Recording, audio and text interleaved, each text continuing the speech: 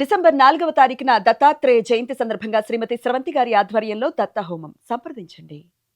నమస్తే, welcome to Suman TV. నేను పద్మిని. ప్రస్తుతంతో పాటు ప్రముఖ ఆధ్యాత్మికవేత్త లక్ష్మీ నరసింహస్వామి ఉపాసకురాలు, స్పిరిచువల్ హీలర్ స్రవంతి గారు ఉన్నారు. మాట్లాడదాం. అక్క నమస్తే. అక్క నమస్తే పద్మిని. అక్క, అమ్మవారి నామాల్లో చాలా చాలా మహిమాన్వితమైనటువంటి నామాలు ద్వాదశి నామాలు కదా.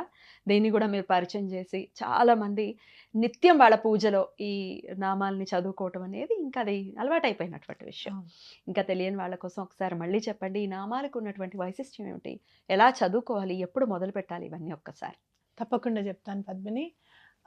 చిన్నప్పుడు లలితా సహస్రనామాలు చదువుతూ ఉంటే గనక చాలా రహస్యమైనవి, చాలా నిగూఢమైనవి, చదువుకోకూడదు అది ఇది అని చెప్పి నన్ను చాలా వారించేవారు అనమాట. ఓ, ఈ చదవద్దు అనేది మీ చిన్నప్పటి నుంచి ఉందా? అయ్యో ఉంది. అందులో నా చిన్నప్పుడు అంటే ఆల్మోస్ట్ నేను 15-16 ఇయర్స్ ఉన్నప్పుడు భక్తి అనే దానికి ఒక కొలమానం అనమాట. ఒక మనిషికి ఒక ఈ ఏజ్ లో ఇంతకు మించి అంటే వీళ్ళు ఎవరు ధ్రువోపాఖ్యానం చదవలేదన్నమాట. అసలు అవన్నీ మర్చిపోయారు. ధ్రువుడా, అందరూ ధ్రువులు అయిపోతారా? అసలు దేవుడు ఎవరు అని అన్నారా? ధ్రువులు అందరూ ధ్రువులు అయిపోతారా? అవన్నీ కాదు. ముందు కాన్సన్ట్రేట్ ఆన్ యువర్ స్టడీస్ అంతే.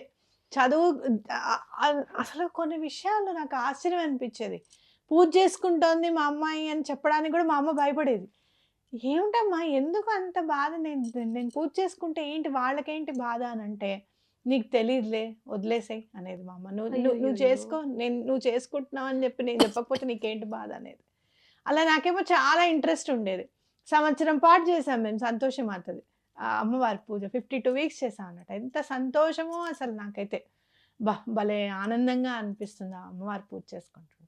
అట్లా ఒక్కొక్క వారం ఒక్కొక్కటి చేయాలని అనిపించింది, సంకల్పం చేయాలి అని అనిపించింది. సంతోషమాతకి ఏం లేదా, కోరిక లేదా, ఏం లేదు, 52 వీక్స్ చేయాలి అని అంతే. అలా అలా అనిపించింది. అలా ఒక్కొక్క పూజ అలా అలా అలా పెరుగుతూ వచ్చింది అనమాట. అసలు లలితా సహస్రనామంలో రహస్యము అంటే ఏంటంటే, నువ్వు చదువుతున్నావు అని 10 మందికి చెప్పకని అర్థం అది. ఓకే, అంతేకాని చదవకుండా ఉండడం కాదు. హయగ్రీవుడు అగస్త్యుడు రహస్యంగా సంవాదించుకుంటున్నారు. ఇలా ఉంటుంది అమ్మవారు, ఇలా ఇలా అని చెప్తున్నారు అన్నమాట. చదువుకుంటున్నారు అంటే ఏంటి అని అంటే, అంత పెద్దవాళ్ళు కూడా రహస్యంగా చదివిందే కానీ బాహాటంగా మేము చదువుతున్నాము, మేము ఇన్నిసార్లు పారాయణం చేస్తామని చెప్పి చెప్పకూడదు అనమాట. అది ఏమంటే మీరు లలిత చదువుకుంటారా అంటే, చదువుతున్నాను అని కూడా అనకూడదు, అమ్మవారి దయతో అని అనాలి. అదన్నమాట అర్థం. అంతేగాని దాన్ని తీసుకొని వెళ్ళి, రహస్యాన్ని తీసుకొని వెళ్ళి ఇంకో రహస్యం చేసేసారు. అందుకే ఏంటంటే దుర్గా ద్వాదశి నామాలు ఏంటంటే లలితా అమ్మవారిది గనక చాలా సార్లు నాకు చెప్పింది ఏంటంటే, విష్ణు సహస్రనామం ఈజీ, లలితా సహస్రనామం కంటే లలిత సహస్రం చదువుతుంటే కొంచెం తప్పులు పోతాయేమో అని భయం అనిపిస్తుంది అంటారు. అలా ఎప్పుడు భయపడకూడదు. ఏదైనా రికార్డ్ పెట్టుకొని మీరు చదవడం అనేది చూసుకుంటూ ఎలా మనం పలుకుతున్నాము అని అంటే, ఆల్మోస్ట్ మీరు 15-20 మినిట్స్లో చదవడానికి వచ్చేస్తుంది. మీకు రెండు వచ్చు కదా, మీరు చెప్పండి ఏది ఈజీ? లలితే లలితే ఈజీ. విష్ణువే కష్టం. అవును, లలిత అమ్మవారిదే ఈజీ. తండ్రి కదా, కాస్త ఉంటుంది, స్ట్రిక్ట్ గా బిహేవ్ చేస్తాడు. అమ్మవారు సాత్వికం. బాగుంది. అయితే అట్లా ఒకవేళ మీరు చదవలేకపోతున్నాము అనుకుంటే కనుక, అయ్యో చిన్నప్పుడు చదువుకుంటే బాగుండేది కదా, ఇప్పుడు చదవలేకపోతున్నాము అని కనుక ఉంటే కనుక, అమ్మవారికి ఇంకోటి ఏంటంటే, మనం దుర్గా అమ్మవారిని చూసినప్పుడు లలితా సహస్రంతో పూజ చేస్తాము, ఇక్కడ కుంకుమార్చన అన్నప్పుడు మరి దుర్గా అమ్మ కదా, ఆవిడకి లలితా సహస్రంతో చేస్తే ఎట్లా, దుర్గా అమ్మవారిని దుర్గగా గుర్తించాలి కదా అనేది అనిపిస్తుంది అనమాట.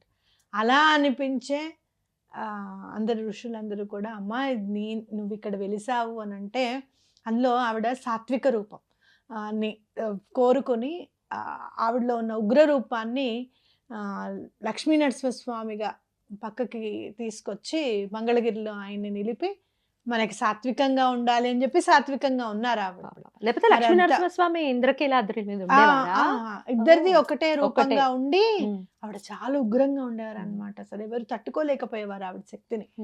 మరి అలాంటప్పుడు ఆవిడగా పూజించాలి అని అనుకున్నప్పుడు, అమ్మవారే స్వయంగా ఈ 32 నామాలు ఇచ్చి, దీంతో నాకు పూజ చేయండి, అనుగ్రహిస్తాను మిమ్మల్ని, లలితా సహస్రనామం చదివినంత ఫలితము అని చెప్పారట. అద్భుతం. ఇంకా నా జీవితంలోకి ఈ దుర్గా ద్వాత్రింశన నామాలు వచ్చిన తర్వాత అసలు నేను ఒక 32 నేను ఎలా చేసుకున్నానో పూజ చెప్తాను మీకు. నేను ఎప్పుడు ఒక 32 పువ్వులు అనంటే ఒక పువ్వు ఎక్స్ట్రాగా 2 పువ్వులు ఎక్స్ట్రాగా తీసుకుంటాను. 4, 5 పువ్వులు అనుకోండి. ఒకటి వినాయకుడికి, ఒకటి మా సుబ్రహ్మణ్యేశ్వరుడికి, అలాగే దత్తాత్రేయ స్వామికి, అలాగే బాబా గారికి, ఇలా అన్ని పెట్టుకొని ఒక 32 పువ్వులు విడిగా పెట్టుకొని ఒక్కొక్క నామానికి అమ్మ పాదం దగ్గర పెట్టడం జరిగిందనమాట. ఎలా? దుర్గా దుర్గా, దుర్గార్తి దుర్గార్తిశమని, శమని, దుర్గా ఓ. పద్వినివారిణి, దుర్గమచ్చేదిని, దుర్గసాదిని, అట్లా. దుర్గనా. బా, ఆ, ఏం బాగుంటుంది. మీ శృతి కూడా ఎంత బాగా చెప్తారు. ఇప్పుడు చదివి వినిపిస్తారులేండి. హా, ఆ, హా. అలా పెట్టుకుని అమ్మ నాకు ఈ పని అయ్యేటట్టుగా చూడు అని నేను దండం పెట్టుకుంటే మీరు నమ్మండి, 3వ రోజు నా అకౌంట్లో 50,000 పడ్డాయి. వాళ్ళు డబ్బులు ఇవ్వాలి నాకు. వాళ్ళు అసలు ఎలా ఇస్తారో ఏంటో, వాళ్ళు చాలా పరిస్థితి బాగోలేదు అసలు. నేను ఈ ఒక్క మాట అనలేను. చాలా అయ్యో అని అనుకున్నప్పుడు 3వ రోజుకి నాకు అకౌంట్లో డబ్బులు పడ్డాయి. ఎన్నిసార్లు చదివారు పర్ డే? రోజుకి ఒక్కసారి. ఒక్కసారే ఒక్కొక్క పువ్వు పెట్టాను. 32 పువ్వులు పెట్టాను అనమాట. 3 రోజులు చేయగానే 3 రోజులు చేయగానే డబ్బులు రిటర్న్ వచ్చాయి నాకు. బా, అద్భుతం అక్క. రిటర్న్ వచ్చేదాకా చేస్తానమ్మా అని దండం పెట్టుకున్నాను. నువ్వేమిటో చాలా తొందరగా పలుకుతావట ఈ మాట, ఈ ఈ నామాలకి. మరి నువ్వు పలుకమ్మ, నాకు వచ్చిన స్పృహకి నేను ఈ పువ్వులు పెడుతున్నాను, నాకు ఎలా అయినా సరే ఈ పని అయ్యేటట్టు చూడు అని చెప్పి పెట్టుకోవడము, నాకు రిటర్న్ రావడం అనేది జరిగింది. అది అద్భుతం.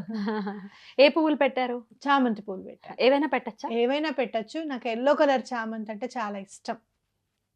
అసలు చాలా ప్రాణం. ఎల్లో కలర్ చామంతులతో చేశాను నేను. ఓకే, సరే. అయితే ఎలా చదువుకోవాలి, ఏ రోజు మొదలు పెట్టాలి, ఒకసారి చదివి వినిపిస్తే నేను స్క్రోల్ చేస్తాను. అది చక్కగా స్క్రీన్ షాట్ చేసుకుంటారు. డిస్క్రిప్షన్ లో కూడా నామాలు ఉంటాయి, చక్కగా మీరు సేవ్ చేసుకోవచ్చు. మరొకసారి చదివి వినిపించండి. తర్వాత ఎప్పుడు మొదలు పెట్టాలో చదివి వినిపించిన తర్వాత ఇంకొకటి కూడా ఎలా చేసుకోవాలో కూడా ఇంకొకటిసారి కూడా చెప్తాను నేను. అది కూడా చేసుకోవచ్చు. రైట్, ఇప్పుడు చదువుదాం. ఆ విఘ్నేశ్వరుడి పాదపద్మములకు నమస్కరిస్తూ దుర్గా ద్వాత్రింశన నామాల చదువుకుందాం. దుర్గా, దుర్గార్తిశమని, దుర్గా పద్వినివారిణి, దుర్గమచ్చేదిని, దుర్గసాధిని, దుర్గనాశిని, దుర్గతోద్ధారిణి, దుర్గనిహంత్రి, దుర్గమాపహ, దుర్గమజ్ఞానద, దుర్గదైత్యలోకదవానల, దుర్గమా, దుర్గమాలోక, దుర్గమాత్మస్వరూపిణి, దుర్గమార్గప్రద, దుర్గమ విద్య, దుర్గమాశ్రిత, దుర్గమ జ్ఞాన సంస్థాన, దుర్గమ ధ్యానవాసిని, దుర్గమోహ, దుర్గమగ, దుర్గమార్ధస్వరూపిణి, దుర్గమాసుర సంహంత్రి, దుర్గమాయుధధారిణి, దుర్గమాంగి, దుర్గమాత, దుర్గమ్య, దుర్గమేశ్వరి, దుర్గభీమ, దుర్గభామ, దుర్గభా, దుర్గధారిణి, నామావళిమిమాం యస్తు దుర్గాయ మమ మానవః పఠేద్వత్సర్భయాన్ముక్తో భవిష్యతి న సంశయః శత్రుభిః పీడ్యమానో వా దుర్గబంధగతోऽపి వా ద్వాత్రింశన్నామ పాఠేన ముచ్యతే నాత్ర సంశయః. ఇది శ్రీ దుర్గా ద్వాత్రింశన్నామావళి స్తోత్రం. అద్భుతం అక్క, ఎంత చక్కగా చాలా చక్కగా చెప్పారు. రైట్, ఇంకొకటి చెప్తా అన్నాను కదా, నాకు స్ఫురణకు ఉన్నది ఏంటంటే, ఏవైనా సరే శుక్రవారం చేసుకుంటాము మనం. తమలపాకుల హారతి గురించి చెప్పాము, ఆ హారతి ఇస్తాము అమ్మవారికి అని గనక మీకు మనసులో అనిపిస్తే ప్రతి శుక్రవారం ఒక్క రకం పువ్వు తీసుకోండి. ఇవాళ చామంతి 32 పువ్వులు, ఒకటి ఇంటి విలవెల్పుకి, ఒకటి మనకి విఘ్నేశ్వరుడికి, ఓకే, ఒకటి దత్తాత్రేయ స్వామికి, మొత్తం 35 పూలు తీసుకోండి. ఏవైనా సరే ముందు వాళ్ళకి 3 పెట్టేసి 32 పూలతో అమ్మవారికి పూజ చేసుకోవడం. అలా మళ్ళీ 2వ వారం ఇంకొకటి, అట్లా మీరు చక్కగా 32 వారాలు చేసుకోవచ్చు. అబ్బా, 32 వారాలు చేయమంటున్నారు. ఏదైనా చాలా పెద్ద సంకల్పం ఉందనుకో, జరగట్లేదు ఆ పని, అవ్వట్లేదు అని అనుకున్నప్పుడు ఇది సంకల్పంగా తీసుకొని చేసుకుంటే చాలా మంచిది అని చెప్పుకోవచ్చు. శుక్రవారాలే చేయమంటారా? ఇంకే శుక్రవారమే చేసుకోవాలి అమ్మవారికి. శుక్రవారమే కదా ఇంపార్టెంట్, శుక్రుడే కదా నీకు లగ్జరీ ఇస్తాడు, లేకపోతే భోగభాగ్యం అంతా ఇస్తాడు. శుక్రుడు ఉంటే వాట్ నాట్ మొత్తం వచ్చేస్తుంది, అల్టిమేట్ అసలు. రైట్, అయితే ఏ సమయంలో చేయమంటారు? పొద్దున పూట చేసుకోండి. లేదు మేము సాయంత్రం చేసుకుంటాము అని అంటే అన్నం తినకుండా ఉండి కాస్త టిఫిన్ అట్లా ఏమైనా చేసుకొని సాయంత్రం వచ్చి మళ్ళీ స్నానం చేసి చేసుకోండి. సూతకంలో ఉన్న వాళ్ళు ఇవి చేసుకోవచ్చా? లేదు, చేయకూడదు. మనం శుద్ధకంలో ఎందుకు చేసుకోకూడదు? మనం ఒక వేడుకగా చేసుకుంటున్నాం అమ్మవారికి, అంతే కదా, ఒక వేడుకగా ఒక పండగలా చేసుకుంటున్నాం, అలాంటప్పుడు చేసుకోకూడదు కదా. రైట్. కోరిక రీత్యా ఏదైనా కోరిక అవ్వనివ్వండి, పిల్లల చదువుల కోసమో, పిల్లల పెళ్లిళ్ళ కోసమో, లేకపోతే భర్త ఉద్యోగం కోసమో, భర్త ఆరోగ్యం కోసం, ఒకళ్ళ కోసం ఇంట్లో సభ్యులు ఎవరైనా చేయొచ్చా? తప్పకుండా చేసుకోవచ్చు. అది నా ఇల్లు నా కుటుంబం అనుకున్న వాళ్ళు తప్పకుండా చేసుకోవచ్చు. అలాగే మరి మధ్యలో ఏదైనా అడ్డు వచ్చింది అనుకోండి, 32 వారాల్లో ఒక్కొక్కసారి రావచ్చు అడ్డు, పర్వాలేదా? నెక్స్ట్ వీక్ చేసుకోవచ్చు. రెండో వారం రాకుండా చూసుకోండి. ద్వితీయ విఘ్నం అంటాం కదా మనము, చేయాలి అనే సంకల్పం వచ్చేస్తుంది, మొదలు పెట్టేద్దాం అనుకున్నప్పుడు డేట్ చూసుకోండి. ఒకవేళ అది 5వ రోజు అయితే చేసుకోవచ్చా? చేసుకోవచ్చు, తప్పేం లేదు. స్నానాలన్నీ పొద్దున్నే చేసేసుకొని, మా ఇంట్లో అయితే 5వ రోజే మేము అంతా చేసేసుకునేవి, మొత్తం అంతా తడిపేసి చేసి, తెలిసిందే కదా నీకు. మారినీళ్ళు అయిపోతాయి. మారినీళ్ళు అయిపోయిన తర్వాత ఇంకా చేసుకోవడమే. కొన్ని సందర్భాల్లో కొంతమంది 7వ రోజు నుంచి చేసుకుంటారు. కొంతమందికి కనపడొచ్చు కదా, ఫిఫ్త్ డే కూడా కనపడితే 7వ రోజు చేసుకోవడం అలవాటు. అలా కూడా మీరు వస్తే గనుక అలా ఆ వారం వదిలేసి చేసుకోవచ్చు. ఓకే, ఈ ప్రశ్న వస్తుందేమోనని ముందుగానే అడుగుతున్నాను. పూర్వ సువాసనలు చేయొచ్చా? చేయొచ్చు, తప్పకుండా చేయొచ్చు. నేను చాలా గట్టిగా నమ్మే విషయం, పసుపు కుంకుమలు అనేది ఆడదానికి జన్మతః వచ్చాయి. ఏ రోజైతే మనం అన్నప్రాసం చేసిన తర్వాత అమ్మ కుంకుమ పెడుతుందో అప్పటి నుంచి మనదే, అది మన హక్కు, అంతే.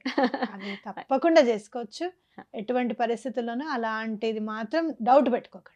అంత అందంగా చెప్పారక్క, beautiful. Thank you so very much. ఇంకా ఏమైనా సందేహాలు ఉంటే కమెంట్ సెక్షన్లో ఖచ్చితంగా రాయండి, అడ్రస్ చేస్తాం. ఇంకేమైనా ప్రత్యేకంగా తెలుసుకోవాలన్నా కూడా రాయండి, ఖచ్చితంగా వాటి గురించి వీడియోస్ చేస్తాం. Thank you so very much అక్క. నమస్తే. నమస్తే.